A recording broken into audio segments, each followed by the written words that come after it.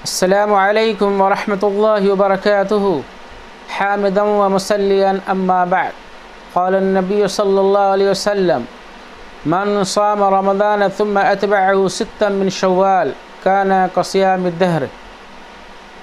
اللہ رب العالمین کا فضل و کرم، شکر و احسان ہے کہ اللہ تبارک و تعالیٰ کی توفیق اور نصرت سے ہم سب نے ماہ رمضان کے روزے رکھے، تراویح پڑھی، قیام اللیل کیا، صدقہ و خیرات کی اور فطرانے ادا کیے اور بھی دیگر عبادات کی۔ اللہ ہماری ان عبادتوں کو شرف قبولیت بخشے، آمین۔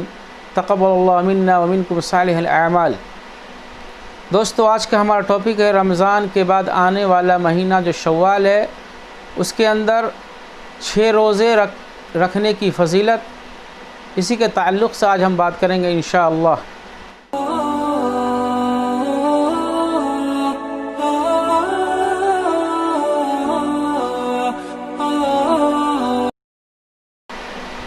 دوستو، آج کا ہمارا ٹاپک ہے رمضان کے بعد آنے والا مہینہ جو شوال ہے، اس کے اندر 6 روزے رکھنے کی فضیلت، اسی کے تعلق سے آج ہم بات کریں گے انشاءاللہ۔ جیسا کہ آپ جانتے ہیں کہ فرض روزوں کا جو سلسلہ تھا وہ بند ہوا ہے، تراویح بند ہوئی ہے، جو نفلی روزے ہیں وہ بند نہیں۔ رمضان کے علاوہ کچھ روزے ایسے ہیں، نفلی روزے،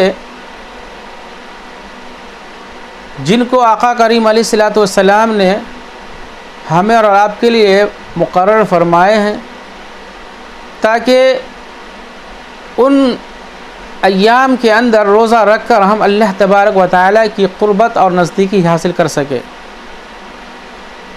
انہی ایام میں ایک ہے محرم کا روزہ، اس کی بڑی فضیلت احادیث کے اندر آئی ہے، یعنی عاشوراء کا روزہ رکھنا۔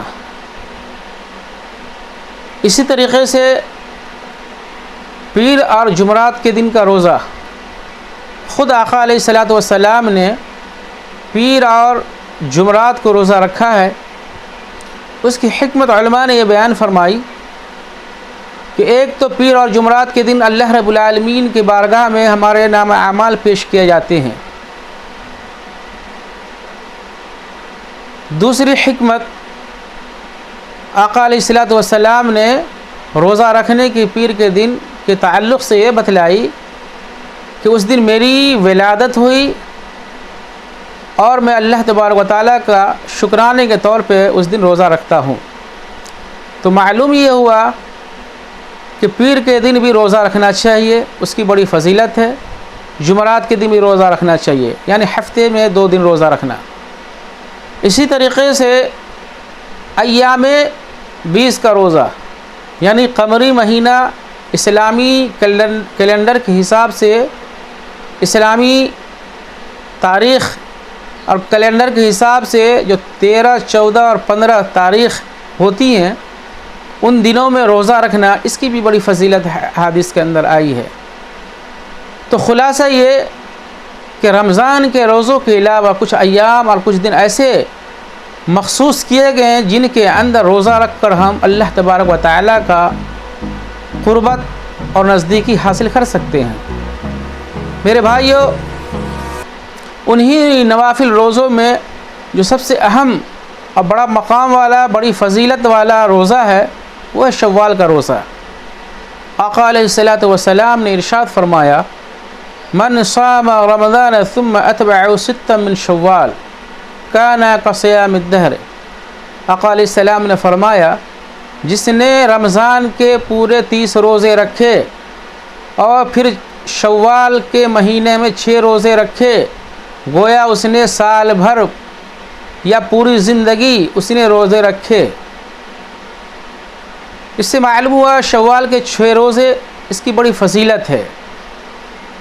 سال بھر روزہ رکھنے کے تعلق سے جو آقا علیہ الصلوۃ والسلام نے فرمایا کہ جس نے 6 روزے رکھے، گویا اس نے پورے سال روزے رکھے، یہ اس وقت ہوگا جب آپ رمضان کے پورے 30 روزے رکھیں گے، اور 30 روزے رکھنے کے بعد پھر شوال کے مہینے میں آپ 30 روزے رکھیں گے، تب یہ فضیلت آپ کو حاصل ہوگی۔